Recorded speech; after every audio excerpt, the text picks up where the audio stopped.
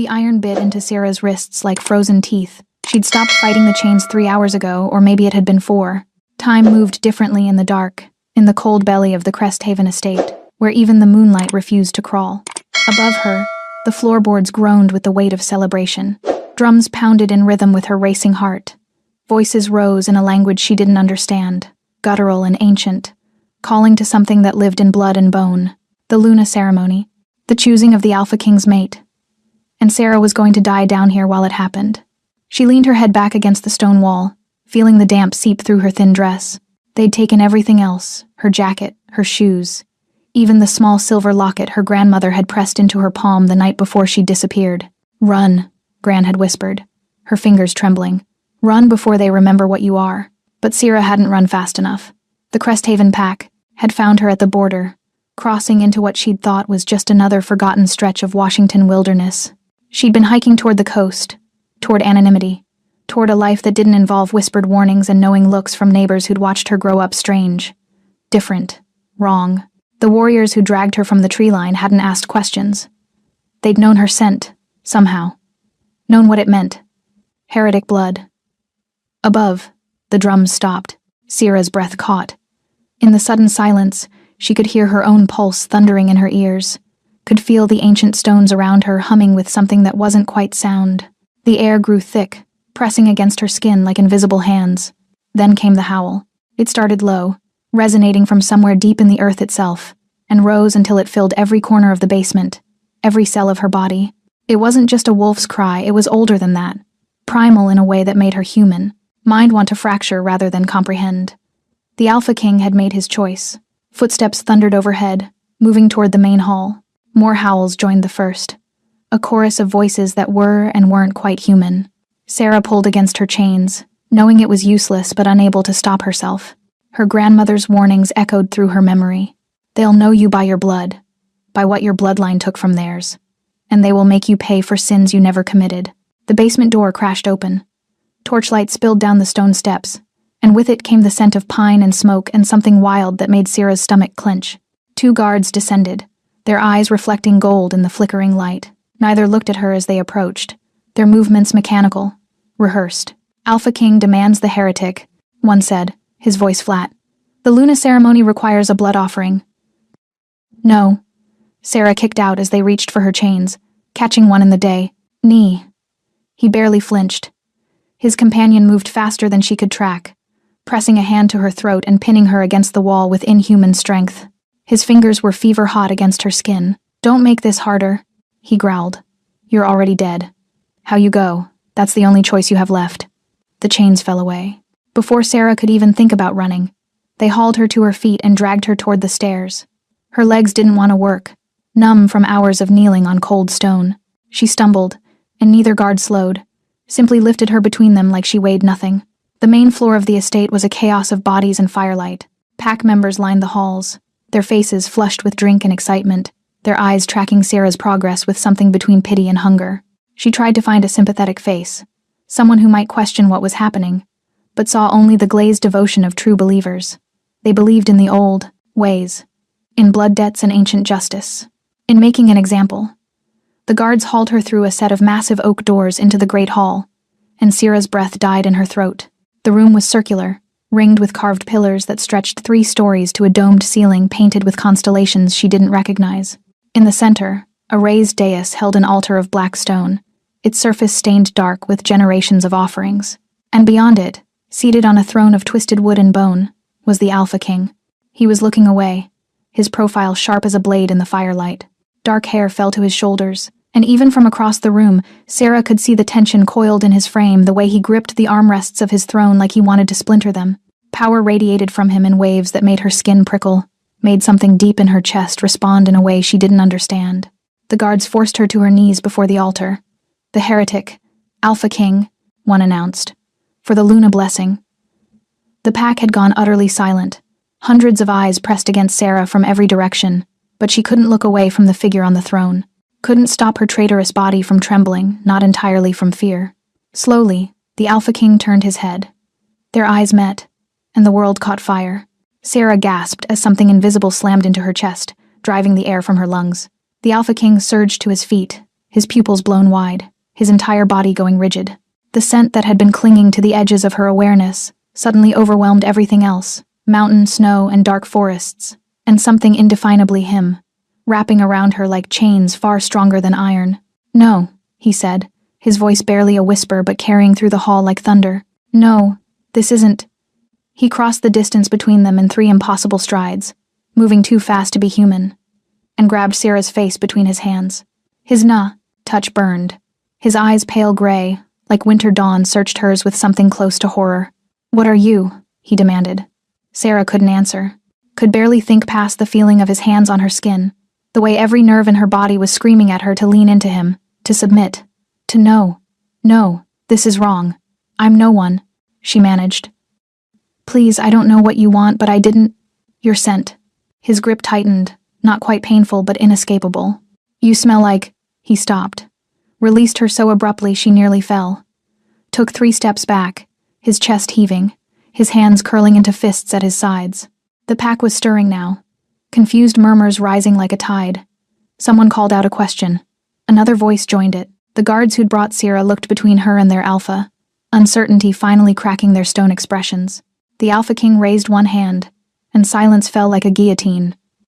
"Chain her," he said, his voice devoid of the emotion that had flickered across his face moments before. "In the North Tower, under guard, no one touches her, no one speaks to her. But Alpha King," an elder protested, stepping forward from the crowd. "The prophecy demands, I know what it demands." The Alpha King's roar shook the pillars. Several pack members dropped to their knees, baring their throats in automatic submission. "And I will decide how to proceed. Take her. Now." The guards grabbed Sarah again, but before they could drag her away, the Alpha King's gaze found hers one last time. In his eyes, she saw war between duty and something else, something that had ignited the moment their scents had mingled. "You should have run farther," he said softly, too softly for anyone but her to hear. "Because now, heretic or not, prophecy or not, you're mine, and I'm going to have to figure out whether that means I protect you." His jaw clenched. "Or kill you myself." The North Tower had no windows. Sarah discovered this in the first 30 seconds of her imprisonment, when the guards shoved her through the iron door and she heard it clang shut behind her, swallowing even the torchlight from the corridor. Darkness pressed in from all sides, absolute and suffocating, broken only by a thin line of orange glow seeping under the door. She stood frozen, afraid to move, afraid to breathe too loudly. Her wrists still ached where the basement chains had bitten, and now phantom iron seemed to wrap around her lungs, squeezing. "You're mine." The Alpha King's words circled through her mind like wolves around a campfire. She'd heard possession in his voice. Yes, but also confusion. Fear, even, as if discovering her had broken something fundamental in his world. Their eyes had met, and the air itself had changed. Sarah pressed her palms against the cold stone wall, grounding herself. She needed to think, needed to understand what had happened in that hall, why a man who'd been prepared to sacrifice her had instead locked her away like something precious, or dangerous, maybe both. Her eyes adjusted slowly to the darkness. Not completely there, simply wasn't enough light, but gradually she made out the shape of the room. Small, circular, with walls that curved up into shadow, stone floor, no furniture except what felt like a pallet of blankets in one corner. And that smell again, faint but unmistakable, clinging to everything. Him. Sierra's stomach twisted. This was his space, had been. At some point, she could feel it in the way the air held his scent. In the residual warmth the stones seemed to remember. She sank onto the pallet, pulling her knees to her chest. Outside the tower, she could hear the pack continuing their celebration, though it sounded muted now, uncertain. The Luna ceremony had been interrupted. Their Alpha King had claimed no mate, had instead hidden away the heretic meant to die. They would have questions. She had more. Time crawled. Sierra drifted in and out of an exhausted, half-sleep, jerking awake at every distant sound, her heart hammering each time she thought she heard footsteps on the tower stairs. But no one came. The celebration eventually faded. Silence settled over the estate like snow. She must have finally fallen into real sleep, because when the door opened, she startled awake with a gasp. Gray dawn light spilled into the tower, and with it, a figure. The Alpha King stood in the doorway, a tray in his hands. He looked different in daylight, or what passed for it in the heavy, overcast morning. Older, maybe. More human, though that word felt wrong the moment she thought it. His gray eyes found hers, and that same electric current snapped through the air between them. He said nothing, just entered, set the tray on the floor near her pallet, and turned to leave. Wait. Sierra's voice came out rough, unused. Please. He stopped, his back to her, one hand on the doorframe. The muscles in his shoulders were rigid beneath his dark shirt. Why am I alive? She asked. Eat, he said. You need your strength. For what? Another ceremony? Another for surviving. He still didn't turn around. That's all you need to focus on right now. I don't understand. Sarah pushed herself to her feet, legs unsteady. Your people wanted me dead. You were going to let them, and then you looked at me and everything changed. Why? What did you see? His hand tightened on the wood. She watched the tendons flex, watched him fight something internal and violent. What are you running from? He asked instead of answering. The question caught her off guard. What? You crossed into pack territory alone, on foot, with nothing but the clothes on your back. You were running. From what? Sarah's jaw tightened. Does it matter? You've already decided I'm guilty of something. I've decided nothing. Finally, he turned to face her, and the intensity in his gaze nearly made her step back. Your bloodline took something from my pack, generations ago, but some debts don't fade. The elders wanted justice. Blood for blood. That's the law. I didn't take anything. I wasn't even born when... I know. His voice dropped lower. Which is why you're here instead of ash on that altar. They stared at each other. The tower felt too small suddenly. The air too thin. Sarah could feel her pulse in her throat, could feel that inexplicable pull toward him that made no sense. That should terrify her more than it did. You smelled me, she whispered. That's what changed. When you got close, you... Don't. The word cracked like a whip. Don't say it. Say what? I don't even know what happened. Good. He moved toward the door. Keep it that way. Is it a shifter thing? Sarah pressed, taking a step toward him. Some kind of, I don't know, recognition? Like wolves identifying pack? He laughed, but there was no humor in it. You're not pack. You're not even supposed to be possible. Then explain it to me. Frustration bled into her voice. You looked at me like I was a ghost. Like I was something you'd been waiting for and dreading at the same time. What am I to you? The Alpha King crossed the distance between them so fast she didn't have time to react. One moment he was by the door, the next his hand was cupped around the back of her neck, his face inches from hers, his breath warm against her skin. You're a mistake, he said softly, savagely. You're a complication I don't need. And you're making it very hard for me to remember why I shouldn't just... He stopped, released her, stepped back like she'd burned him. Sarah's whole body was trembling. Shouldn't what? Eat, he repeated, his voice empty again. I'll send someone to bring you water later. Wait, please. She reached for his arm without thinking. The moment her fingers brushed his skin, he flinched like she'd struck him. The look he gave her was pure anguish, quickly masked, but she'd seen it. Whatever this connection was between them, it was hurting. Don't touch me, he said. Don't make this harder than it has to be. Harder for who?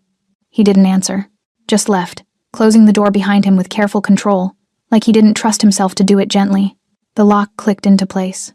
Sarah stood in the center of the tower, her hand still extended, her mind reeling. She could still feel the warmth of his skin, could still smell that pine and snow scent wrapping around her like a living thing. You're mine, he'd said. But he was keeping her locked away, refusing to explain, fighting against whatever force had sparked between them in that hall. She looked down at the tray he'd brought. Bread, cheese, dried meat, real food, carefully arranged. He'd brought it himself instead of sending a guard. Sarah sank back onto the pallet, picked up a piece of bread, and tried to make sense of the impossible. An Alpha King who should want her dead, but couldn't let her die. A connection that felt written in her bones, but that he called a mistake. And the growing certainty that whatever her grandmother had been trying to protect her from, she'd walked straight into its jaws. The question was whether those jaws would close or whether the monster behind them was fighting just as hard as she was to understand what fate had thrown them into. Outside, she heard a wolf howl in the distance. Inside, something answered in her blood. 3 days passed in the tower. Sarah counted them by the Alpha King's visits, brief, silent encounters where he brought food and left before she could form questions. Each time, that same tension coiled between them, thick enough to choke on. Each time, he looked at her like she was a puzzle he needed to solve before it destroyed him. On the 4th morning, he didn't come alone. The door opened to reveal a woman in her mid-50s, silver threading through dark hair pulled into a severe bun. Her eyes were sharp and assessing as they swept over Sarah, taking in the rumpled dress, the exhaustion, the defiance still burning despite everything. "I'm Margot," she said, her voice crisp. "The Alpha King's advisor. He's asked me to see to your comfort." Behind her, the Alpha King stood in shadow, his expression unreadable. "How generous," Sierra said, hating how rough her voice sounded. "A comfortable prison is still a prison." Margot's lips twitched, almost a smile. "Better than an altar, girl. Don't forget that." She entered carrying a bundle of clothes and set them on the pallet. "Clean yourself up. You smell like fear and stone." "Margot." The Alpha King's voice was low, warning. "What?" "She does." Margot turned to him, unafraid in a way that suggested decades of familiarity. "You can't keep her locked in here forever, Callum. The pack is asking questions." Callum. His name settled into Sarah's mind, somehow fitting, sharp and strong and carrying weight. "Let them ask," he said. "They're asking why their Alpha King stopped a sacred ceremony for heretic blood." Margot crossed her arms. "They're asking what you plan to do with her. That's not their concern. It absolutely is their concern when Pack Law." "I am Pack Law." The words exploded from him, echoing off stone. Then, quieter, controlled again. "I'll address them when I'm ready." Margot studied him for a long moment, something knowing passing across her features. "You felt it, didn't you? When you caught her scent." Callum's jaw clenched. "We're not discussing this." "You felt it," Margot pressed. "And now you don't know what to do because every instinct you have is screaming one thing while your duty demands another." "Margot, what did he feel?" Sarah interrupted, looking between them. "Will someone please just tell me what's happening? What I am to you people?" Silence fell, heavy and dangerous. Margot glanced at Callum, clearly waiting for permission. When he gave the slightest nod, she turned back to Sarah. "You know what we are," she said. "Shifters. Wolves. Our kind has lived by ancient laws, for longer than your history books remember. One of those laws is the mate bond." Sarah's heart stuttered. "Mate bond?" "A connection between souls," Margot continued. "Recognized by scent, confirmed by instinct. When true mates find each other, the bond is," she paused, searching for words, "undeniable, absolute. It doesn't ask permission. It simply is." The tower seemed to tilt. Sarah grabbed the wall for balance, her mind racing. "No, that's not I'm human. That doesn't make sense." "It makes perfect sense," Margot said gently. "If you weren't entirely human." The words hung in the air like smoke. "What?" Sarah whispered. "Your grandmother." Callum spoke now, stepping into the light. His eyes found hers, and she saw something raw in them. "What do you know about her bloodline?" "Nothing. She never..." Sarah's throat closed. She remembered whispered conversations ending when she entered rooms. Her grandmother's strange warnings. The way other children's parents had looked at her, growing up, like they could see something wrong beneath her skin. "She told me to run. Before they found me. That's all." "She was protecting you," Margot said, "from a truth that would have gotten you killed years ago." "Stop dancing around it." Callum moved closer, that magnetic pull intensifying with each step. "Your grandmother was pack-born. A wolf who fell in love with a human and abandoned her pack to be with him. It's the worst betrayal in our law, choosing an outsider over blood, over duty." Sarah shook her head, but pieces were clicking into place with sickening clarity. Her grandmother's strength, even in old age, the way she'd seemed to sense things before they happened. Those nights she'd disappeared into the woods and returned smelling like pine and wild places. "The penalty for abandoning your pack," Margot continued, "is death, for the traitor and their bloodline." "That's barbaric," Sarah breathed. "That's survival." Callum's voice was hard. "Pack loyalty is not. Everything. Without it, we fracture. We die. Your grandmother knew the law when she broke it. So you were going to kill me for her choice? For something that happened before I was born?" "Yes. No hesitation, no apology. That was the plan. Until you smelled me." The words came out bitter. "Until you realized I was what? Your mate? Some cosmic joke where fate ties you to the very person you're supposed to execute?" Callum's expression didn't change, but she saw his hands curl into fists. "It's not a joke," Margot said quietly. "It's a test." "Of what?" "Of whether our laws are stronger than destiny. Of whether an alpha can choose duty over the most powerful bond our kind knows." She looked at Callum, something like pity in her eyes. "No alpha has ever had to make this choice. Mates are sacred. But so is pack law." Sarah felt the walls closing in. "So that's it? You're just going to keep me here while you decide whether to kill me or what? I don't know, Callum said, and the admission seemed to cost him. The bond is complicated. It's affecting my judgment, making it hard to think clearly. Maybe that's the point. Sarah took a step toward him, watched him tense. Maybe you're not supposed to think clearly about murdering an innocent person for someone else's crime. You're not innocent. His voice dropped. Your blood carries the betrayal. Your existence is proof of it. My existence is proof that people can love across boundaries your laws say shouldn't be crossed. And look where it got them. The words tore out of him. Your grandmother died in hiding. Your mother... He stopped. Horror flickered across his face. My mother what? Sarah's voice shook. What happened to my mother? Margot shot Callum a warning look. But he wasn't looking at her. He was staring at Sarah like he'd just revealed too much. She died when I was born, Sarah said slowly. That's what Gran always told me. Complications from childbirth. But that was a lie, wasn't it? The silence was answer enough. Tell me.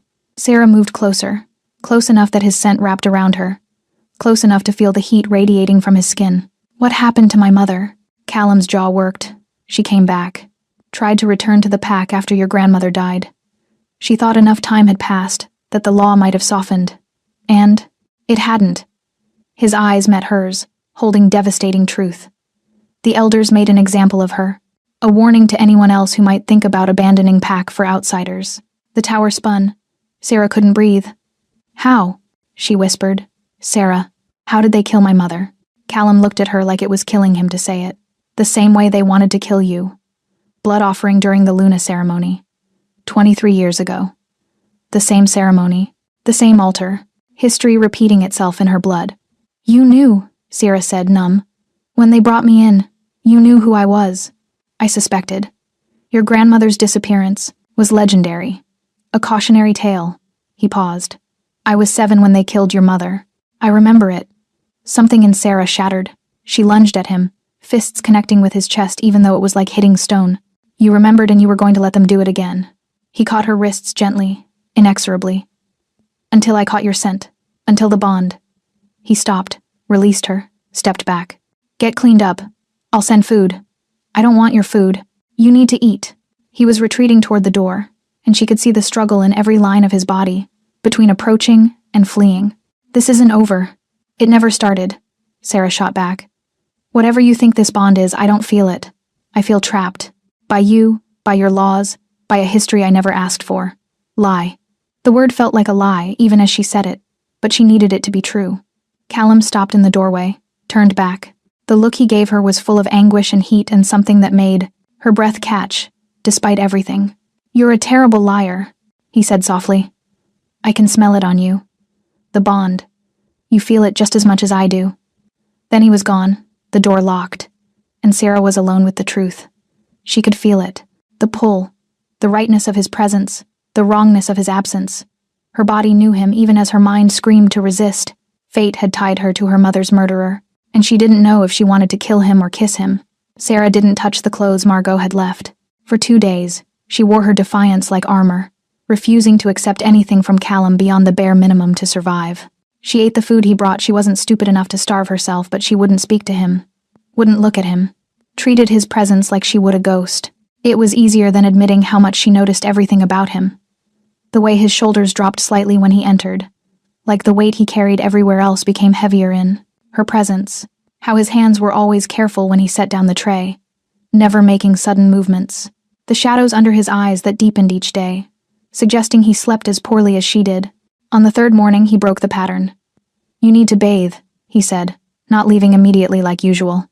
Sarah, sitting against the far wall, didn't respond. Sarah. Her name and his voice did something to her spine, made it straighten against her will. I'm not trying to humiliate you. There's a washroom connected to this tower. I can have Margot. I don't need anything from you. You're being stubborn. I'm being a prisoner. She finally looked at him, let him see the anger burning there. There's a difference. Callum's jaw tightened. He set down the tray and didn't move toward the door. Instead, he leaned against the wall, arms crossed, studying her like she was a problem he was trying to solve without all the pieces. You think I want this? He asked quietly. I think you're a coward. His eyes flashed gold for just a second, Wolf rising to the surface. Careful. Why? You've already decided I'm going to die eventually. What's the point of being careful? Sierra pushed herself to her feet, ignoring how her legs protested the movement. You felt this bond, or whatever it is, and instead of questioning your barbaric laws, you locked me away so you wouldn't have to deal with the contradiction. I locked you away to keep you alive, he shot back. The elders want your blood. Half the pack thinks I've gone soft, that I'm betraying our ancestors by not finishing what they started. Every day you breathe is me fighting against centuries of law and tradition. How noble. Should I thank you for not murdering me yet? Callum moved so fast she didn't see it coming. One moment he was across the room. The next he was inches away, his hand pressed to the wall beside her head, caging her in. His scent overwhelmed everything pine and snow and something wild that made her pulse race. You don't understand what you're asking me to choose, he said, voice low and rough. My pack, my duty, everything I've built. Or you, a stranger who by all rights should be my enemy. Then choose. Sierra lifted her chin, refusing to show fear even though her heart was hammering. Stop dragging this out. Either kill me or let me go. I can't do either. Why not? Because... He stopped, something breaking in his expression. His free hand came up, hovering near her face but not quite touching. Because when I'm near you, everything I thought I knew becomes uncertain. My wolf recognizes you as mate, as sacred, as the one thing in this world we're supposed to protect above all else. But my mind knows what you represent. The betrayal, the breaking of laws that keep us whole. Sarah's breath caught. This close, she could see flecks of silver in his gray eyes, could feel the heat radiating from his skin, and that pull, that inexplicable magnetism, was stronger than ever, urging her to lean in, to close the distance. She shoved at his chest. Get away from me. He didn't move. You feel it too. Stop pretending you don't. Feeling something doesn't make it right. Her voice shook. You might not have killed my mother yourself, but you serve the same laws that did. You uphold the same traditions. So whatever this is between us, it's built on blood and violence, and I want no part of it. Something flickered in his eyes. Pain, maybe, or recognition. Then why is your pulse racing? He asked softly. Why do you lean toward me even as you push me away? I don't... Your body knows what your mind won't accept. His hand finally touched her face, just fingertips against her cheek, and Sierra gasped at the shock of contact. The bond doesn't care about logic or history. It just is. For a moment, they stood frozen in that electric space between violence and surrender. Sarah could feel her resolve cracking, could feel something deeper than anger rising, up a longing she didn't want to name. A recognition that terrified her. Then footsteps echoed on the tower stairs. Callum jerked back like he'd been burned, putting distance between them just as the door swung open. Margot entered, took one look at them both, and raised an eyebrow. The elders are demanding an audience, she said to Callum. Today, they won't be put off any longer. His expression shuddered, became the cold mask Sierra had seen in the Great Hall. Tell them I'll address the pack tonight. They want a decision about the girl. They'll get one. Margot's gaze shifted to Sarah, sympathy in her eyes. Callum, tonight, he repeated, and there was finality in the word. He left without another glance at Sarah, but she felt his absence like a physical ache. The tower seemed colder, emptier, wrong. Margot lingered. He's trying to find a way, she said quietly, to keep you alive and keep his pack intact. It's not easy. Nothing about this is easy, Sierra replied, rapping, her arms around herself. But he's the Alpha King. Surely he can change the laws. Laws written in blood aren't easily rewritten. Especially not for... She paused. For someone like me, Sarah finished bitterly. Tainted bloodline. Living proof of betrayal. I was going to say for someone who threatens everything they believe about loyalty and duty. Margot moved closer, her voice dropping. But between you and me, those old laws have always been too rigid, too cruel. Maybe it takes something like this, someone like you, to break them. Or maybe it just gets me killed. Maybe. Margot didn't sugarcoat it. But I've known Callum since he was a boy. I've never seen him fight himself this hard over anything. That has to mean something.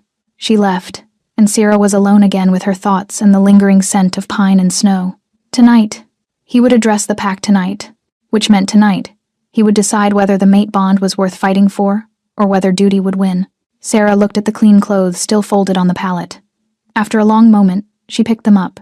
Simple pants and a soft shirt, both in dark colors that would let her disappear into shadows if she needed to. If she was going to face her fate, she wouldn't do it cowering.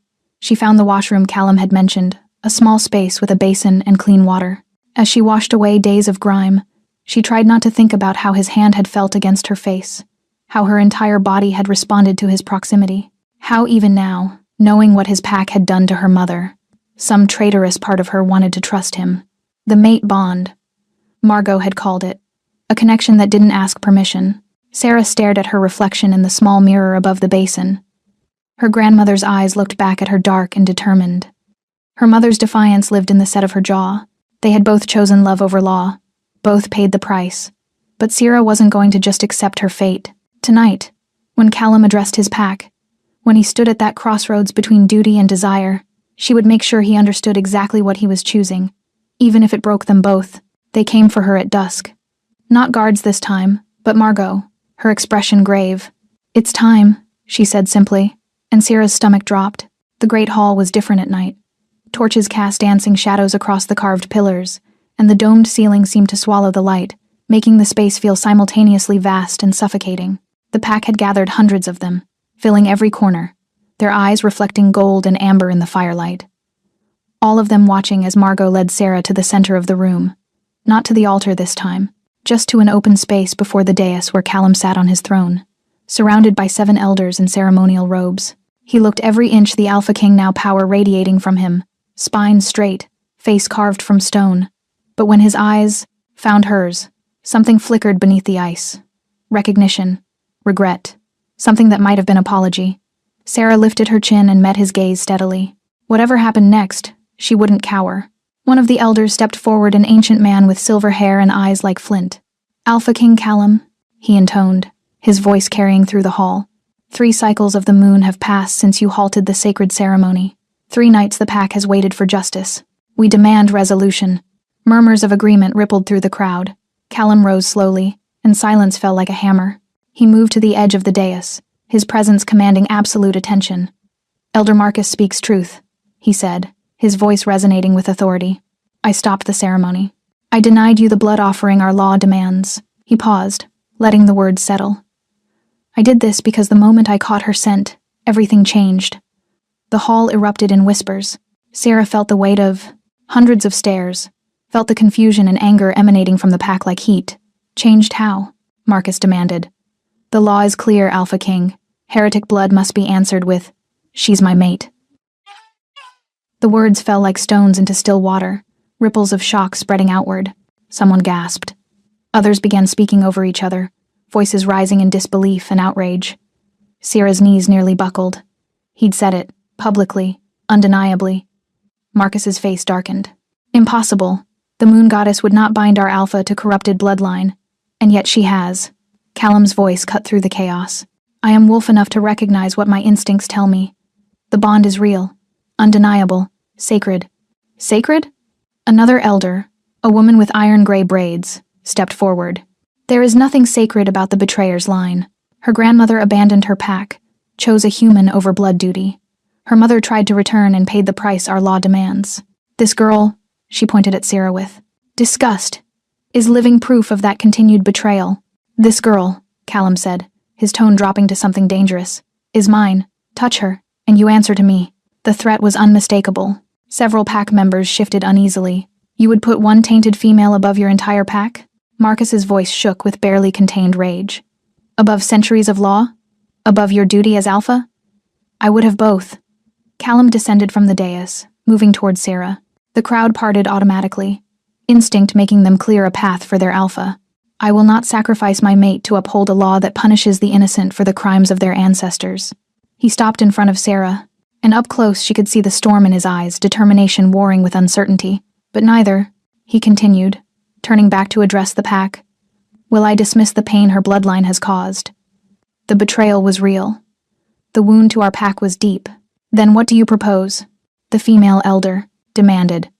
"You cannot simply ignore a new law." Callum's voice rang out clear and absolute. "The old way demanded blood for blood, death for betrayal. But what if there was another path? One that honors our past while allowing for redemption?" Sarah's heart was pounding so hard she thought everyone must hear it. "Speak plainly," Marcus growled. "A trial by pack," Callum said. "Sarah will live among us, work alongside us, prove that she is more than her bloodline, that she can contribute to the pack rather than threaten it. He paused. And if, at the next Luna ceremony, the pack agrees she has earned her place, then the debt is paid. Not in blood, but in service. In loyalty earned rather than inherited. The hall exploded in arguments. Some voices raised in support, others in vehement opposition. Sarah stood frozen, trying to process what he was offering. Not freedom, but a chance. A slim, terrifying chance. And if she fails? Marcus asked, cutting through the noise. If she proves as treacherous as her grandmother? Callum's jaw tightened. Then I will carry out the sentence myself. The words hit Sarah like a physical blow. He met her eyes, and she saw the cost of that promise written in his expression. You would kill your own mate? The female elder asked, clearly skeptical. I am alpha before I am mate, Callum replied, though something in his voice suggested the words tasted like ash. My duty to the pack comes first, always. Lie, Sarah thought. She could see it in the tension of his shoulders, the way his hands curled into fists. He was trying to convince himself as much as them. Marcus studied Callum for a long moment, then turned to the other elders. They conferred in low voices while the pack waited, the tension thick enough to choke on. Finally, Marcus faced Callum again. Your proposal is unconventional, but you are Alpha King. We will accept this trial on 3 conditions. Name them. First, she lives under constant supervision. No, privacy. No opportunity to betray pack secrets or escape. Callum nodded. Agreed. Second, she wears the mark of the accused. Everyone must know what she is, what she's trying to prove. What mark? Sarah found her voice, though it came out weaker than she wanted. The female elder smiled coldly. A silver collar. Inscribed with your crime. You will wear it until the trial ends one way or another. Silver. The metal that burned shifters, that weakened them. On a human with wolf blood, it would be a constant reminder, a punishment in itself. Callum's expression hardened, but he nodded again. And the third condition? Marcus stepped closer, his ancient eyes boring into Callum. She is forbidden from sharing your bed, forbidden from physical intimacy that might cloud your judgment. The mate bond makes you vulnerable, Alpha King. We will not watch you be manipulated by base instinct. Sarah saw Callum flinch, just slightly, saw the cost of that particular condition register in his eyes. If we discover any inappropriate contact, the female elder added, the trial ends immediately. And so does she. The hall had gone silent. Everyone watching their alpha, waiting to see if he would accept terms that essentially denied the very bond he'd just declared sacred. Callum looked at Sarah. In his eyes, she saw apology and promise, and a question. Can you survive this? She gave the smallest nod. Because what choice did she have? Agreed, Callum said, his voice hollow. All 3 conditions. Marcus smiled, victorious. Then let the trial begin. Bring the collar. As a guard came forward carrying a thin silver band inscribed with words Sarah couldn't read from this distance, she realized what Callum had really done. He'd bought her time, bought her a chance. But the price was distance and forced separation from the one person whose presence made the bond feel less like a curse. The collar snapped around her neck, and Sarah gasped as silver bit into her skin, burning like frozen fire. Callum's hands clenched at his sides, his wolf clearly fighting for dominance, demanding he protect his mate from pain. But he stood still, honored his word, chose duty, and Sarah understood, with crystalline clarity, that the real trial wasn't whether she could earn the pack's acceptance. It was whether either of them could survive being bound by fate while being forced to stay apart. The collar burned for 3 days straight. Sarah learned to move carefully, to avoid touching it, to breathe through the constant ache that radiated from her throat. The inscription was in the old language blood betrayer, and every pack member who saw it knew exactly what she was trying to escape. Most looked at her with contempt, some with pity, none with trust. Margot had been assigned as her primary supervisor, which Sarah suspected was Callum's doing a small mercy in a situation designed to break her. The older woman woke her before dawn each day and set her to work in the communal kitchens, preparing meals for a pack that wouldn't speak to her. Callum kept his distance. Sarah saw him only in passing a glimpse across the courtyard, his figure disappearing into the forest with hunting parties, his voice carrying from the great hall during pack meetings she wasn't allowed to attend. Each time, her treacherous heart would leap, the bond pulling at her like a fishing line hooked deep. And each time, he would look away. On the 4th morning, Margot handed her a basket. You're gathering herbs today. In the forest. Sarah looked up from the potatoes she'd been peeling. Alone? With a guard? Margot's expression was carefully neutral. The healer needs wolfsbane and silverleaf. You'll find them near the eastern creek. The guard turned out to be a young man named Finn, barely 20, with nervous energy and eyes that kept darting to her collar. He stayed 10 paces behind as they walked into the woods, close enough to watch but far enough to make it clear she was untouchable. The forest was beautiful in a way that made Sierra's chest ache. Morning light filtered through pine branches, turning everything golden and green. The air smelled clean, wild, free. For the first time since the tower, she could almost breathe. "The creek's this way," Finn said, breaking the silence. His voice was younger than his attempt at gruffness suggested. Sarah followed the sound of running water, finding the plants Margot had described growing along the banks. As she knelt to harvest them, she felt Finn's stare burning into her back. "You can ask," she said without turning around. "Whatever you're wondering." A pause. "Is it true that you're his mate?" "Apparently." Sarah placed Silverleaf carefully in her basket. "Though I don't think either of us is happy about it. The Alpha King hasn't taken a mate in 10 years. Not since..." Finn stopped abruptly. Sarah turned to look at him. "Since what?" "Nothing. Pack business." But curiosity was a living thing now, coiling, in her stomach. He was mated before? Finn's jaw worked, clearly debating whether answering would get him in trouble. Finally, promised, "Not mated. There's a difference. What happened?" "She died." The words came out flat. "Rogue attack, 5 years ago. He was supposed to choose a new mate at the Luna ceremony, but he kept postponing. The elders were getting impatient. Something cold settled in Sarah's chest. So when I showed up, you weren't just the heretic who needed to die. You were also the excuse he'd been looking for. To keep avoiding that choice." Finn shifted his weight. "At least, that's what some pack members think. And what do you think?" He met her eyes directly for the first time. "I think the way he looked at you in that hall wasn't an excuse for anything. I think it scared him." Before Sarah could respond, a howl split the air close, urgent, wrong. Finn's head snapped up, his body going rigid. "Rogues," he breathed. "Stay behind me. What's happening?" "Quiet." He shifted in a blur of motion, bones cracking. Fur sprouting, human form replaced by a massive gray wolf in seconds. The transformation was beautiful and terrible, and confirmed everything Sarah had been trying not to think about. These weren't just people who could become wolves. They were something older. Something that lived between two worlds. More howls answered the first. Through the trees, Sarah caught glimpses of movement wolves that moved wrong, that smelled of decay and madness. Rogues, pack members who'd lost themselves to their animal nature. Finn growled, placing himself between Sarah and the approaching threat. But there were too many. She could see at least 5 circling through the underbrush, and Finn was alone. One rogue broke from the trees, eyes wild and foaming, heading straight for them. Sarah grabbed a fallen branch, knowing it was useless but refusing to die without fighting. The rogue leaped, and was hit midair by a larger wolf, black as midnight, with silver-gray eyes. Callum. Sarah recognized him instantly, the bond-singing recognition even in this form. He tore into the rogue with vicious efficiency, defending his territory, defending his mate. The word whispered through her mind like it had been placed there by someone else. 2 more rogues attacked. Finn jumped to intercept one while Callum faced the other, and Sarah realized with horror that she was the tactical weakness. They were fighting divided, trying to protect her while being outnumbered. "I need to run," she called out. "Lead them away from." Callum's wolf turned to her and growled a clear command. "Stay." But another rogue had circled behind them. It burst from the brush, jaws open, heading straight for Sarah's throat. She swung the branch with everything she had.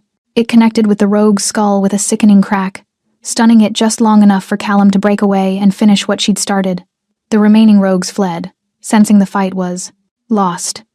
Silence fell, broken only by heavy breathing and the creek's indifferent babble. Callum shifted back to human form, and Sarah tried very hard not to notice that he was completely naked, tried not to see the way his chest heaved, or how his muscles moved under skin marked with fresh scratches. "You should have run," he said, his voice rough. "Your wolf told me to stay. My wolf is an idiot when it comes to you." He looked at Finn, who was also human again and hastily pulling on clothes from a pack he'd stashed nearby. "Get her back to the estate. Now." "Alpha King," Finn began. "Now." The command was absolute.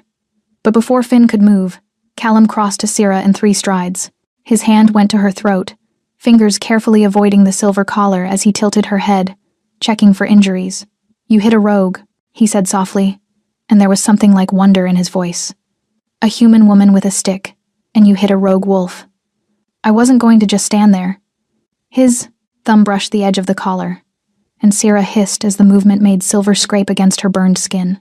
Callum's expression darkened. It's hurting you. That's the point, isn't it? Sarah. Her name was almost a plea. They were too close. She could feel his heat, could smell pine and snow and something uniquely him. The bond was screaming at her to lean in, to close the distance. We can't, she whispered. I know. But he didn't move away. His hand was still at her throat, his eyes searching hers. The trial will end with me dead if we break the terms. Then I'll find another way. The words were fierce, determined. I'll change the law. I'll make them see, Callum. She said his name for the first time, and watched something break in his expression. You can't fix this with authority. You have to let me prove myself. And if you can't, if they decide you've failed, then you keep your promise. Sarah held his gaze steadily. You do your duty. You put your pack first. That's not... His jaw clenched. You don't understand what you're asking. I understand perfectly. She stepped back, forcing him to drop his hand. I'm asking you to be the alpha your pack needs, even if it means destroying what fate gave you. Pain flickered across his face, raw and devastating. Then his mask slammed back into place. He turned to Finn. Tell no one about the rogues near the eastern border. I'll handle it. To Sierra. The collar comes off tonight. I don't care what the elders said, I won't watch you burn. That breaks the terms. I'm Alpha King. I'll find a way around it. He looked at her one more time, and in his eyes she saw everything he couldn't say. You saved yourself today. Keep doing that, until I can figure out how to save us both. Then he shifted and disappeared into the trees, leaving Sarah with her racing heart and the growing certainty that neither of them would survive this trial intact. The collar didn't come off that night, or the next, or the one after that. Sarah understood why when she overheard two elders talking in the corridor outside the kitchens. Marcus had caught wind of Callum's intention and threatened to end the trial immediately if he interfered with the terms. The Alpha King could command many things, but the council held power too, especially when it came to matters of law and tradition. So the silver stayed, burning its constant reminder into her skin. Sarah threw herself into work. If she was going to survive this trial, she needed the pack to see her as useful, indispensable even. She worked longer hours than required, volunteered for the tasks no one else wanted, kept her head down and her mouth shut when pack members muttered insults just loud enough for her to hear. At night, alone in the small room they'd given her above the kitchens, she touched the raw skin beneath the collar and wondered how long she could endure. The bond didn't help. It pulled at her constantly, an invisible thread connecting her to Callum no matter where he was in the estate. She felt when he was close her pulse would quicken, her skin would flush. She felt when he was gone an emptiness that had no business existing for someone she'd known less than 2 weeks. On the 7th day, Margot found her scrubbing the great hall floors. You're bleeding, the older woman said, kneeling beside her. Sarah looked down. Her hands were raw, blistered from the lye soap. She'd been so focused on working, on proving her worth, she hadn't noticed. It's nothing, she said. It's infection waiting to happen. Margot pulled her to her feet with surprising strength. Come, the healer needs to see you. I have to finish. The floors have been here for 200 years. They'll survive another hour. Margot's tone left no room for argument. The healer's quarters were in the east wing, filled with dried herbs and the smell of medicine. An elderly woman with kind eyes examined Sierra's hands, tizging, softly as she applied salve. You work too hard, she said. The body needs rest to heal. I need the pack to see I'm useful. They see you're desperate. The healer wrapped Sarah's hands in clean bandages. There's a difference. Desperation breeds contempt. Confidence earns respect. Hard to be confident when everyone wants you dead. The healer's eyes crinkled with something that might have been amusement. Not everyone, and the ones who matter most are watching closer than you think. Before Sarah could ask what she meant, the door opened. Callum stood in the doorway, and the air immediately changed, charged, electric, impossible to ignore. His eyes went straight to Sarah's bandaged hands, then to her face, then to the collar. She watched his jaw clench.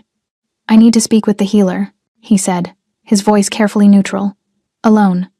I was just leaving, Sarah said, standing. Stay. The command was soft but absolute. He looked at the healer. Please, Nora. Give us a moment. The elderly woman studied him, then nodded and left, closing the door behind her. Margot had already disappeared, which meant Sierra and Callum were alone for the first time since the forest. The silence stretched between them, heavy with everything unsaid. "Your hands," he finally said, "will heal. You're pushing yourself too hard. I'm doing what I have to do." Sarah kept her voice steady. "To survive your trial." He flinched. "It's not my trial. It's theirs. You agreed to the terms, to keep you alive." The words burst out of him, frustration and helplessness bleeding through his control. "Do you think I want to watch you destroy yourself trying to earn acceptance from people who've already decided you're guilty? Then what do you want?" Sarah demanded, her own frustration rising. "You can't protect me. You can't change the terms. You can't even take off this collar without risking everything. So what exactly are we doing here?" Callum crossed to her in 2 strides, stopping just, short of touching, close enough that she could feel his heat, could see the war in his eyes. "I want," he said quietly, intensely, "to make this right. I want to find a way where you don't have to bleed to prove your humanity, where my pack can see past their hatred long enough to recognize what I see: someone brave enough to stand in front of a rogue wolf with nothing but a branch, someone who works until her hands blister rather than beg for mercy, someone who—" He stopped, jaw working. "Someone who what?" Sarah whispered. "Someone who makes me question every certainty I've built my life on." His hand came up, hovering near her face but not quite touching, respecting the boundaries that could get them both killed. The bond was supposed to be the problem, but you, even without it, you would still be dangerous to me. Because of my bloodline, because of who you are. His voice dropped lower. Because you make me want to be the kind of alpha who changes broken laws instead of enforcing them. Because when you look at me like that, I forget every reason why we're supposed to be impossible. Sierra's breath caught. They were too close. She could see the flecks of silver in his gray eyes, could see the fresh scratch on his jaw from the rogue fight, could feel the bond singing between them like a living thing. "The elders are watching," she managed. "If they think let them watch." But he stepped back, and the loss of his proximity felt like cold water. "I won't risk your life for a moment's comfort. But I need you to know," he paused. "The trial isn't the end. Win or lose, I'm not done fighting for this. For you, Callum, you can't promise. I'm Alpha King." Something fierce entered his expression. "I've been letting others dictate terms because I was trying to honor tradition, trying to balance duty with desire. But they were wrong. About the law, about blood debt, about you." He moved to the door, then looked back. "Stop destroying yourself, trying to earn their approval," he said. "You've already earned mine. Now I need to make them see what I see." He left before she could respond, and Sarah stood in the healer's quarters with her bandaged hands and her burning throat, trying to understand what had just shifted between them. He wasn't just protecting her anymore. He was preparing to fight for her. That night, lying in her small room, Sarah touched the collar and felt something besides pain. She felt possibility. Fragile and dangerous, but real. The bond hummed beneath her skin, and for the first time, she didn't push it away. She let herself feel the connection, let herself acknowledge what her body had known from the beginning. Callum was hers as much as she was his. And maybe, just maybe, that was stronger than any law written in blood. Outside her window, a wolf howled. She knew without seeing that it was him, keeping watch, staying close even when he couldn't be near. Sarah closed her eyes and let herself imagine a future where the collar came off, where the trial ended in something other than death, where an Alpha King and a heretic's granddaughter could choose each other without the world burning down around them. It was a dangerous dream, but she was already living in a dangerous reality. What was one more impossible thing to hope for? The attack came on the 13th day. Sarah was in the root cellar, cataloging winter stores, when she heard the screams. She dropped the ledger and ran toward the sound, emerging into chaos. Pack members were shifting mid-stride, children being herded toward the main house, warriors forming defensive lines, rogues, dozens of them, pouring from the forest like a diseased flood. "Get inside!" Someone shouted at Sarah, but she couldn't move, couldn't look away from the violence unfolding in the courtyard. These rogues were different from the ones in the forest, more organized, more deliberate. They were hunting. A rogue broke through the line, heading straight, for a young girl frozen in terror. Sarah didn't think. She grabbed a cast-iron pan from the kitchen doorway and swung with everything she had, catching the rogue across the skull. It yelped and turned on her, lips pulled back from bloody teeth. "This is how I die," she thought with strange clarity. Then Callum was there, his wolf form massive and terrifying, Putting himself between her and the threat, he tore into the rogue with savage efficiency, while two other warriors dragged Sarah back toward the house. The battle lasted minutes, but felt like hours. When the last rogue fled or fell, the courtyard was painted red. 3 pack members lay injured. One wouldn't survive. Sarah stood in the doorway, pan still clutched in her shaking hands, and watched Callum shift back to human. Blood streaked his chest, some his, most not. His eyes found hers across the carnage, and something passed between them that had nothing to do with words. He'd almost lost her. She'd almost lost him. The bond screamed with relief and terror in equal measure. Marcus appeared, his face thunderous. This is the second attack in 2 weeks. Rogues don't organize like this. Someone is leading them. I know, Callum said, his voice rough. Gather the senior warriors. We need to address the real problem. Marcus pointed at Sarah. She arrives, and suddenly rogues target our territory with precision they've never shown before. You don't find that suspicious? Several pack members turned to look at Sarah, suspicion hardening their expressions. That's insane, Margot interjected, pushing forward. She was in the root cellar. She saved Maya's daughter. Or she's a spy, another elder said, the woman with iron-gray braids. Sent to weaken us from within while rogues strike from without. Heretic blood has always been treacherous. Enough, Callum's voice cracked like a whip. Sarah had nothing to do with this. How can you be certain? Marcus challenged.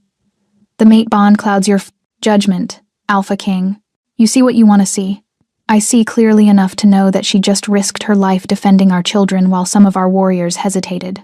Callum's gaze swept the gathered crowd. I see someone who works harder than any of you, who endures pain and isolation without complaint, who stands her ground when attacked. If that's treachery, then perhaps we need to redefine loyalty. The courtyard went silent. Marcus's expression darkened. You defend her above your pack, above those who bled for you today. I defend truth, Callum shot back. And the truth is that someone is organizing these attacks. But it's not her. The rogues moved with military precision. They avoided our strongest warriors and targeted the vulnerable. That takes inside knowledge. The implication hung in the air like poison. You accuse one of us? The female elder breathed. I accuse no one yet, but I won't let you scapegoat an innocent woman because it's easier than facing the real threat. Marcus stepped closer, his voice dropping but carrying nonetheless. Your father would be ashamed. He understood that duty meant sacrifice, that being alpha meant putting pack above personal desire.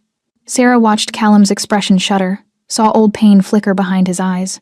My father, he said quietly, dangerously, also believed that strength came from fear and that loyalty was bought with blood. His reign nearly destroyed this pack. I won't make his mistakes. No, Marcus said. You'll make new ones, starting with her. He turned and walked away, taking several elders with him. The remaining pack members dispersed slowly, many casting dark looks at Sarah before leaving. When only Margot, a few loyal warriors, and Sarah remained, Callum finally allowed himself to look tired.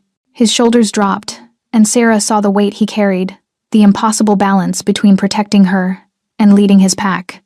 Maya's daughter, Sarah said into the silence. Is she unhurt? Thanks to you.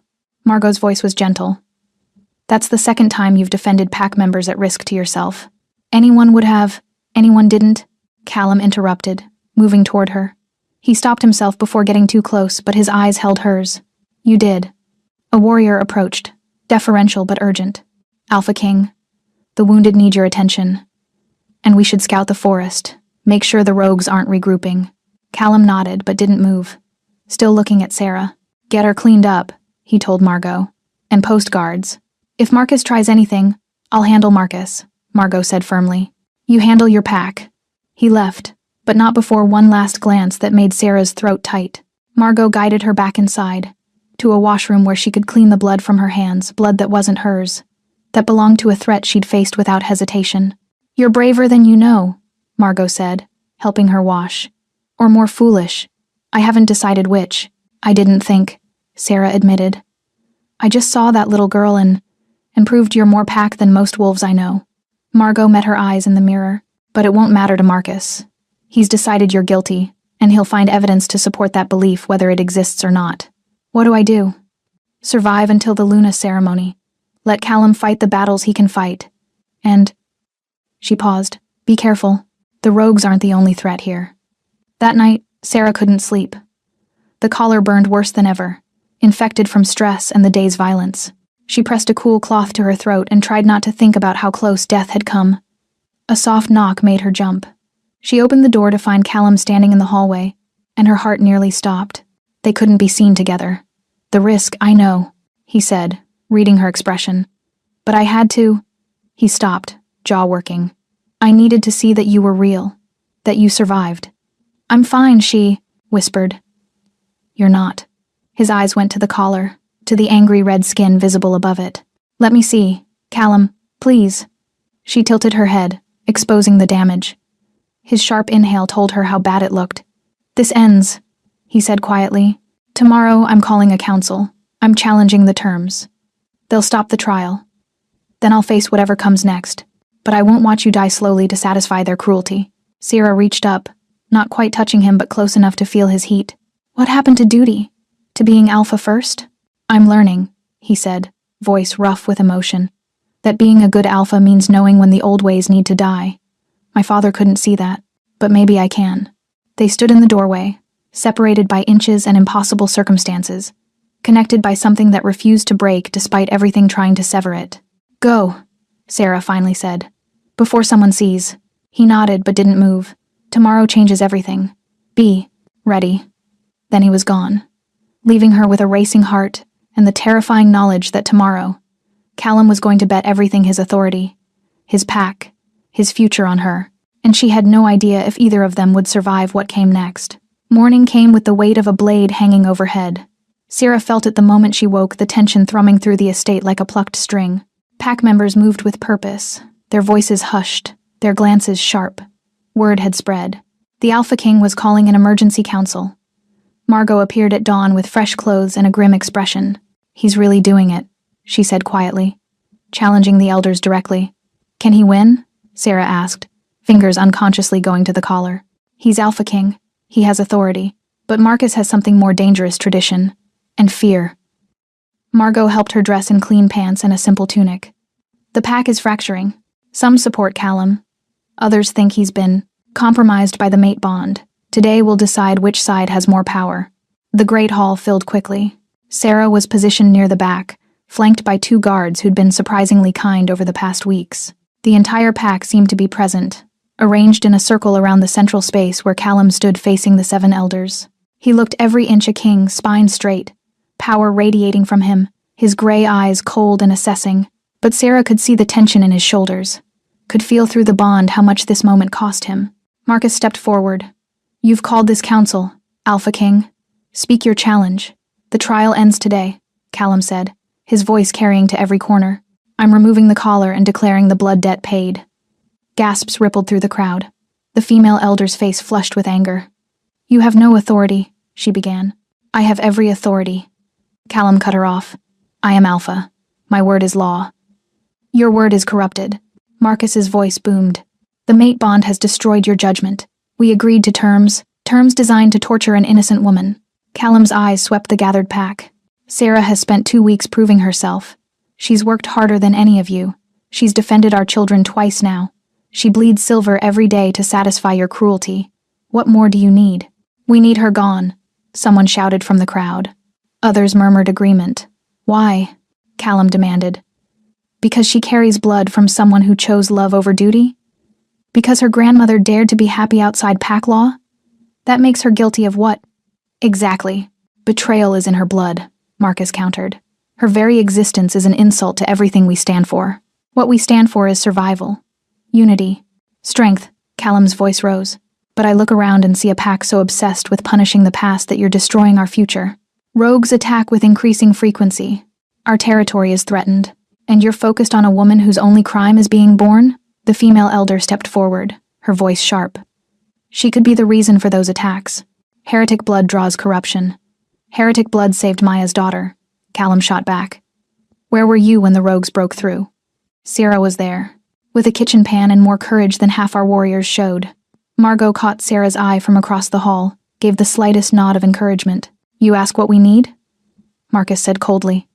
"We need an alpha who puts pack above obsession, who understands that one woman, mate or not, is not worth fracturing centuries of law." "Then maybe," Callum said quietly, dangerously, Those laws need to fracture. The hall erupted.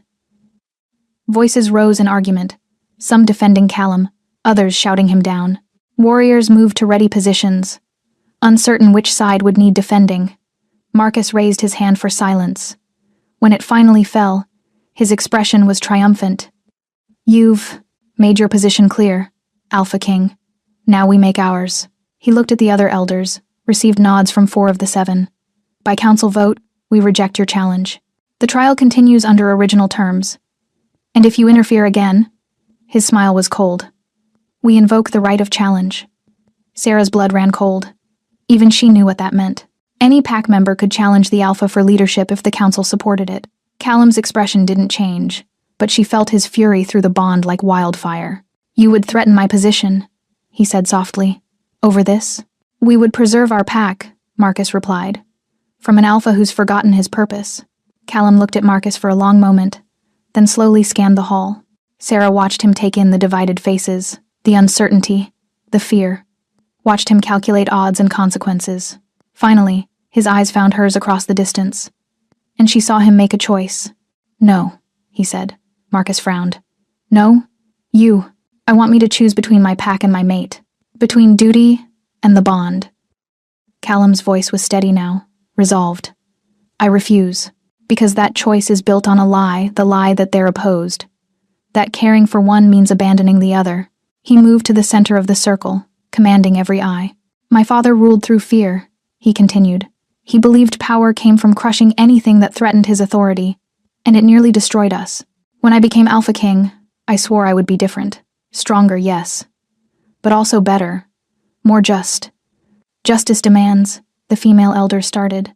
Justice demands we punish the guilty, not their descendants. Callum's gaze was fierce. Justice demands we acknowledge when our laws have become weapons of cruelty rather than tools of protection. And justice demands that I, as your Alpha, show you a better way. He turned fully toward Sierra, and the hall held its breath. Sarah, he said, and his voice carried every emotion he'd been holding back. Come here. The guards beside her tensed. She looked at Margot, who nodded slightly. Sarah walked forward on trembling legs, aware of hundreds of eyes tracking her movement. The collar burned with each step, but she kept her spine straight, her head high. When she reached Callum, he held out his hand. Taking it breaks the terms, she whispered. They'll end the trial. Let them, he said simply. I'm done playing by rules designed to break us both.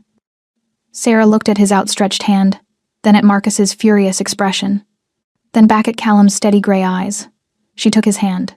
The bond flared, singing through her blood like recognition, like coming home.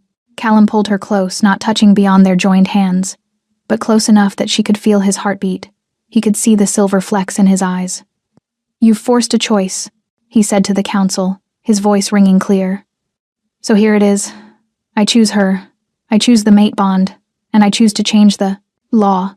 Marcus's face purpled. Then by the right of challenge. I invoke it myself, Callum said calmly. If you think pack law is more important than evolving with our circumstances, then challenge me for leadership. Prove your way is stronger. But know this, if I win, these old blood laws end. Forever. The hall erupted again, but this time Sierra barely heard it. She was staring at Callum, at the absolute certainty in his expression. He'd just bet everything. His crown, his pack, his life, on her. Are you insane? She breathed. Probably, he admitted, his lips quirking into something almost like a smile. But I'm done watching you suffer for laws I don't believe in. So now we fight. Together. Marcus's voice cut through the chaos. 3 days. The challenge will be held at the next full moon. And when you fall, Alpha King, pray that whoever takes your place is kinder to your mate than you deserve. The council stormed out, taking half the pack with them. Those who remained looked uncertain, afraid, but stayed nonetheless.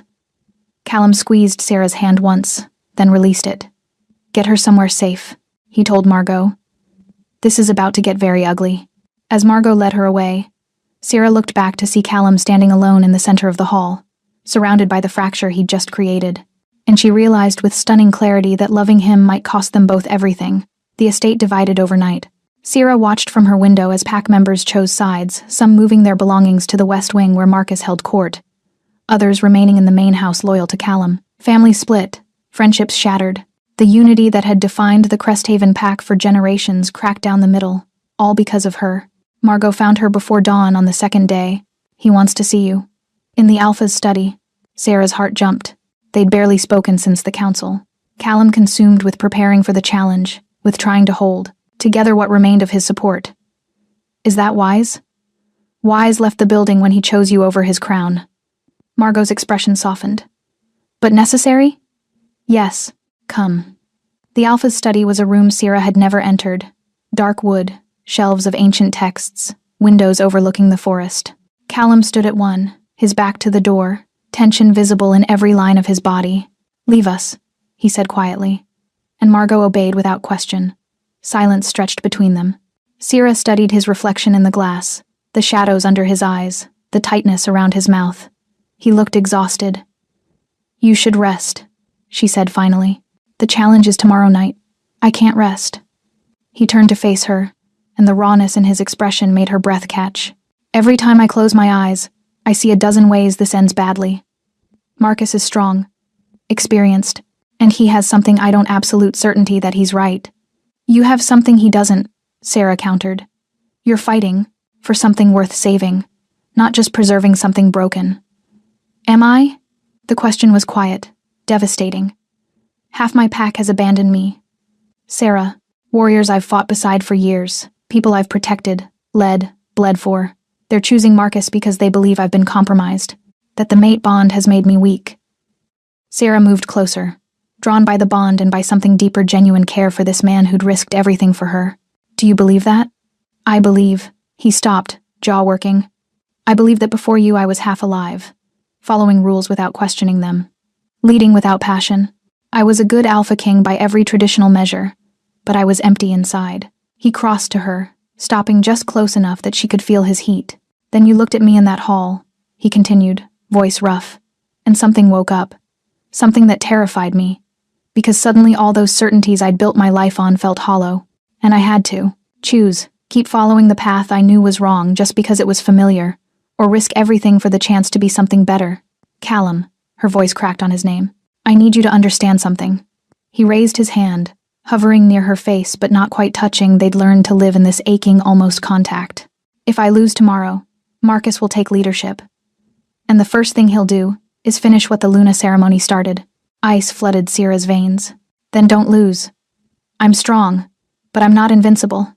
And if..." He stopped, visibly struggling. "If something happens to me, Margot has instructions. Money, a car waiting at the eastern border. You run, and you don't look back." "No." The word came out fierce, surprising them both. "I'm not running again." "Sarah, you don't understand." "I understand perfectly." She did touch him then. Consequences be damned. Her hand against his chest where his heart thundered. "You've spent 2 weeks fighting for me. If you think I'm going to run the moment things get dangerous, you don't know me at all." His hand covered hers, pressing it tighter against his heart. "I know you're brave to the point of foolishness. I know you hit rogues with kitchen pans and defend children who've been taught to hate you. I know that somewhere in the last 2 weeks, keeping you alive stopped being about the mate bond and became about..." He stopped. "Became about what?" Sarah whispered. "About you. Just you. The impossible woman who makes me want to burn down centuries of tradition, if that's what it takes to keep you safe." The bond flared between them, no longer a separate thing but woven into whatever else was growing, something rawer, more real than fate's decree. "Then fight," Sarah said. "Tomorrow night, when you face Marcus, you fight with everything you have. Not for the mate bond, not for duty or tradition or pride. You fight because this..." She gestured between them. "Whatever this is becoming, it's worth fighting for." Callum's control finally snapped. He pulled her against him, one hand cradling the back of her head, the other wrapped around her waist. Not a kiss, they couldn't risk that. Not with elders watching for any excuse to declare him compromised, but an embrace that felt more intimate than anything Sarah had experienced. "I'm terrified of losing you," he breathed against her hair. "Then don't." They stood there, wrapped in each other, as the sun rose over the forest and painted the study in shades of gold. Sarah felt his heartbeat against hers, felt the bond humming contentedly at their proximity, felt something shift and settle into place. This wasn't just fate throwing them together anymore. This was choice. A knock at the door forced them apart. Margot entered, her expression grim. "Forgive the intrusion, but you need to see this." She handed Callum a piece of torn fabric, and Sierra watched his expression darken with fury. "What is it?" she asked. "Marcus's scent," Callum said quietly, dangerously. "On rogue territory markers." The implication hung heavy in the air. Marcus hadn't just been opposing Callum politically. He'd been orchestrating the attacks, using rogues to destabilize the pack, to create fear and chaos that would make Callum look weak. "He's been planning this for months," Margot said. "Maybe longer, waiting for the right opportunity to challenge your leadership, and I gave it to him," Callum said, looking at Sierra. "You were never the cause. You were the excuse he needed." "What do we do?" Sierra asked. "We expose him," Margot said, "before the challenge. Show the pack what he's done." "No." Callum's voice was hard. "If we accuse him without absolute proof, it looks like desperation. Like I'm trying to avoid the challenge. We need evidence no one can dispute." "Then we have until tomorrow night to find it," Margot said. Callum nodded, then turned to Sierra. "Stay with Margot. Don't go anywhere alone.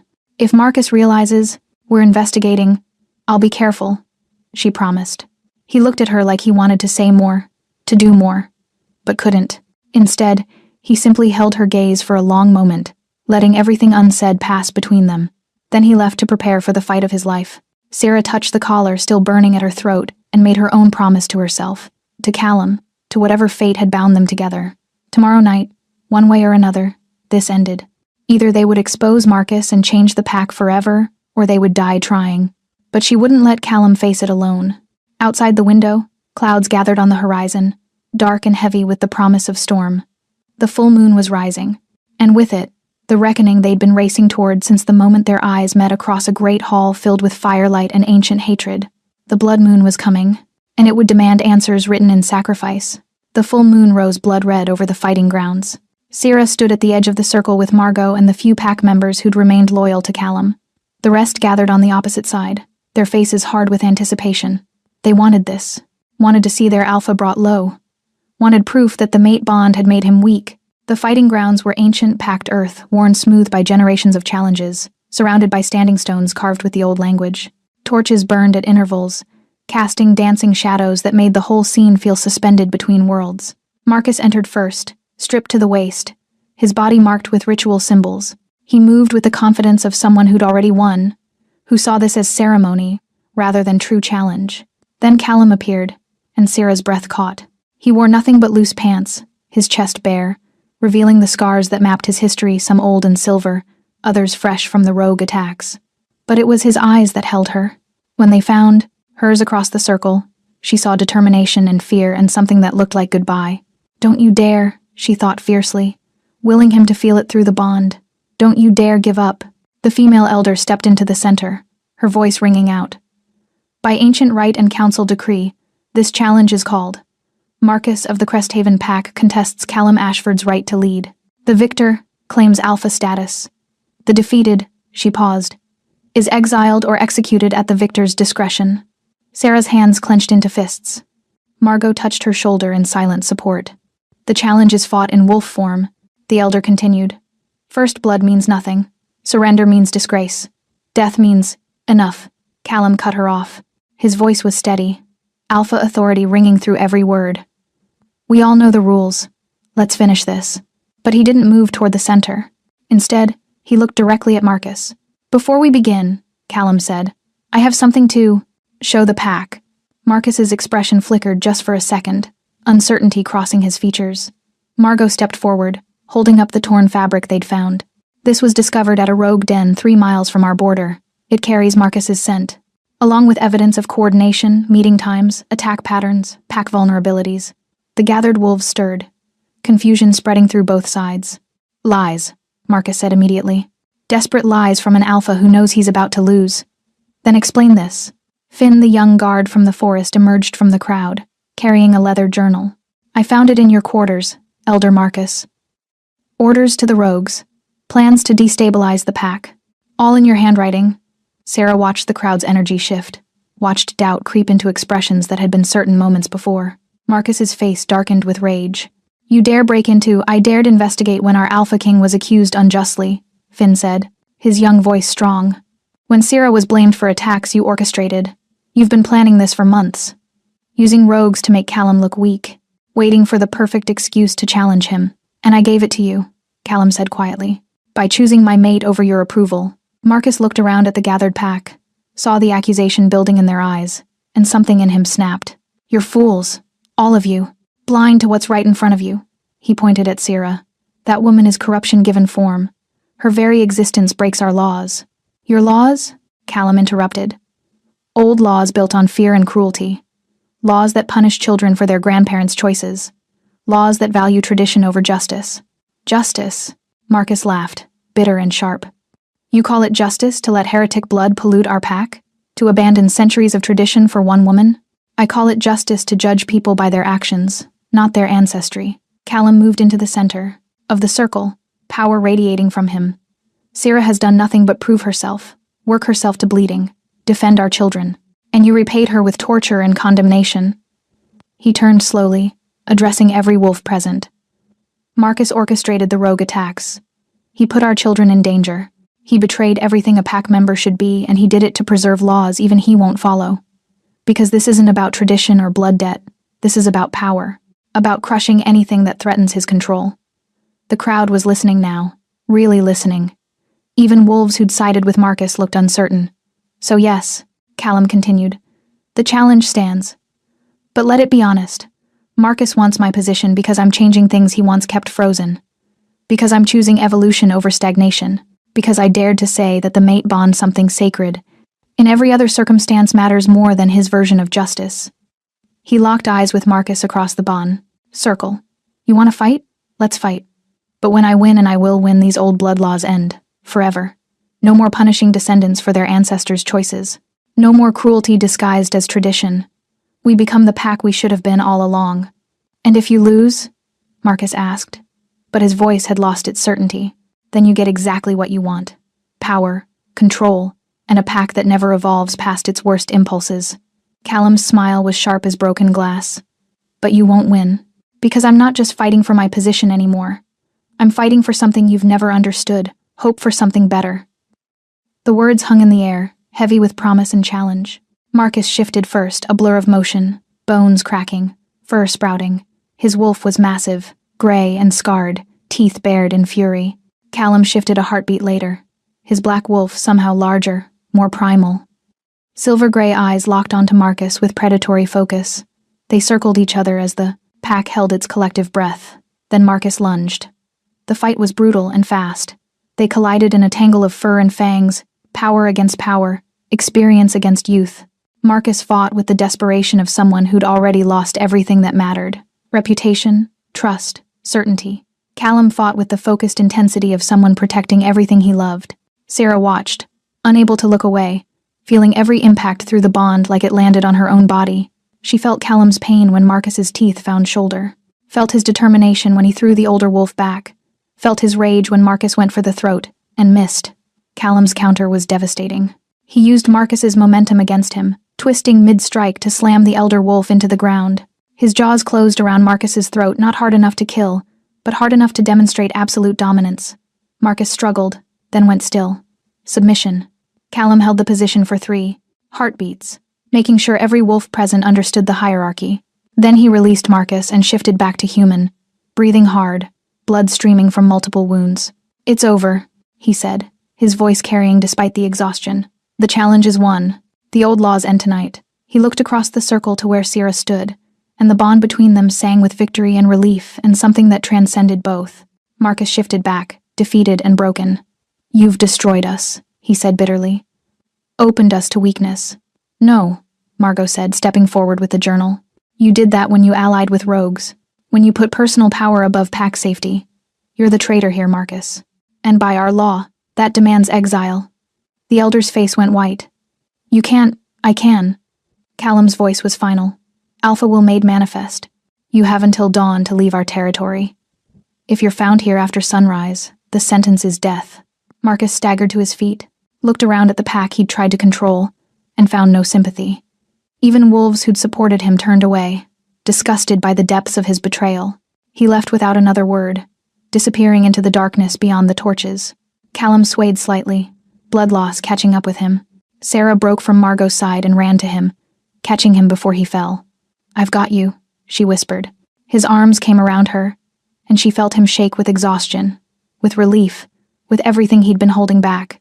"It's over," he breathed against her hair. "It's over," she agreed. Around them, the pack slowly approached, some hesitant, some more certain, but all of them coming to kneel before their Alpha King, the one who'd fought not just for power, but for the right to choose love over law. And at Sierra's throat, the silver collar finally loosened its burning grip, the curse of old law beginning to fade in the face of new possibility. 3 months later, the collar was a memory, written in faint silver scars. Sierra traced them absently as she stood at the window of what had become their room, not the tower, not a prison, but the Alpha's quarters that Callum had insisted she share the day after the challenge. The forest stretched endlessly before her, painted in the gold and crimson of early autumn. Behind her, she heard him enter, felt the bond hum with contentment at his proximity. It still amazed her sometimes, how something that had felt like a curse had become the most natural thing in her world. "You're thinking too loud," Callum said, wrapping his arms around her waist and pulling her back against his chest. "I can feel it through the bond." "Good thoughts," she assured him, leaning into his warmth. "Just reflecting on how 3 months ago I was chained in a basement waiting to die. And now," she gestured at the room, at the life they'd built. "Now I'm helping Margot reorganize the pack's record-keeping system and teaching the younger wolves to read." "Now you're irreplaceable," he corrected, pressing a kiss to the scarred skin where the collar had burned. She shivered at the contact, the bond flaring with heat that had nothing to do with pain. "The pack elders, the new ones, actually asked for your input on the harvest planning yesterday. I noticed you failed to mention that would involve a 3-hour debate about grain storage." His laugh rumbled, through his chest into her back. "I thought you'd appreciate being included in the boring parts too. Proves you're really pack now." Pack. The word still felt strange and wonderful. After Marcus's exile, Callum had moved swiftly to restructure the council, replacing elders who'd supported the old ways with wolves who understood that tradition needed room to breathe and grow. The changes hadn't been easy. Some families had left, unable to accept the new direction, but most had stayed. And slowly, grudgingly at first, they'd begun to accept Sarah, not as the heretic's granddaughter, but as the woman who'd defended their children, who'd stood beside their Alpha through everything, who'd proven that bloodline mattered less than character. "The Luna ceremony is tomorrow night," Callum said quietly, and she felt tension creep into his shoulders. Sarah turned in his arms to face him. "Having second thoughts? About you?" "Never." His gray eyes held hers, intense and certain. "About making this public, formal, binding in front of the entire pack." He paused. "I just want you to be sure. Once we complete the ceremony, you're bound to this pack, to this life, forever. No going back." "Callum." She cupped his face between her hands, feeling the rough stubble, the warmth of his skin. "I stopped wanting to go back the moment you chose to fight for me instead of against me. Maybe even before that. This us, it stopped being about the mate bond weeks ago." "When?" he asked, something vulnerable in his expression. "When did it become real for you?" Sarah thought back through the past 3 months, the quiet moments learning to navigate the bond's constant presence, the nights he'd held her through nightmares about silver and altars, the mornings she'd woken to find him watching her sleep with such tenderness it had stolen her breath, the 1,000 small choices they'd made to build something lasting from the wreckage of fate's violent introduction. "I think," she said slowly, "it became real when I realized I wasn't just grateful you'd saved my life. I was furious at the thought of losing you, when Marcus had you pinned in that fight, and I felt genuine terror not for myself but for you. That's when I knew." "Knew what?" "That this wasn't just destiny throwing us together anymore, that I was choosing you. Every day, every moment." She smiled. "Even when you're being an overbearing alpha who thinks 3-hour grain debates are appropriate courtship." He kissed her then, slow and deep, the bond singing between them like music. When they broke apart, both breathing harder, his forehead rested against hers. "Tomorrow," he said, in front of the pack, "I'm going to officially claim you as my mate and my Luna. Everyone will see. Everyone will know. You'll have a target on your back for the rest of your life from anyone who still believes in the old ways." "I already have that target," Sarah pointed out. "At least this way, I get the title and the authority to go with it." "You're not afraid?" "Terrified," she admitted, "but not of being your Luna, of failing the pack, of not being enough. You're more than enough." His voice was fierce. "You're everything. And tomorrow, the pack will recognize what I've known since the moment I caught your scent, that you're exactly where you're meant to be. That night, they lay tangled together in the massive bed, the bond humming contentedly in the quiet. Sarah traced the scars on Callum's chest, some from the challenge, others from the work of rebuilding that had followed. "Tell me about her," she said softly. "The one you were promised to before." She felt him tense, then deliberately relax. "Elena, she was good, kind, everything a Luna should be, according to the elders." "Did you love her?" "I cared for her, respected her. But love?" He was quiet for a long moment. "I didn't know what that word meant until you. Elena and I would have had a functional partnership. We would have led the pack well together, but it would have been duty, not—" He stopped. "Not this," Sarah finished. "Not this," he agreed. "Not something that feels like breathing, like coming home, like the best and most terrifying thing that's ever happened to me." She kissed his chest, right over his heart. "Tomorrow, when we stand in front of the pack, tomorrow," he interrupted, "you become Luna. You become mine in every way that matters. And I become yours. Completely. Irrevocably. I'm already yours," she whispered. "I have been since you chose to fight for me instead of killing. Then tomorrow we just make it official." His arms tightened around her. "And every day after, we prove that the old ways were wrong. That love is stronger than law. That choosing each other was the best decision either of us ever made." Sarah fell asleep wrapped in his warmth, the bond pulsing steadily between them like a second heartbeat. The next evening, as the full moon rose over the great hall once more, she stood beside Callum wearing Luna white instead of chains. The pack gathered larger now, stronger, united in ways they hadn't been in generations. When Callum took her hand and spoke the ancient words that bound them officially, Sarah felt the bond snap into place fully, no longer tentative but absolute.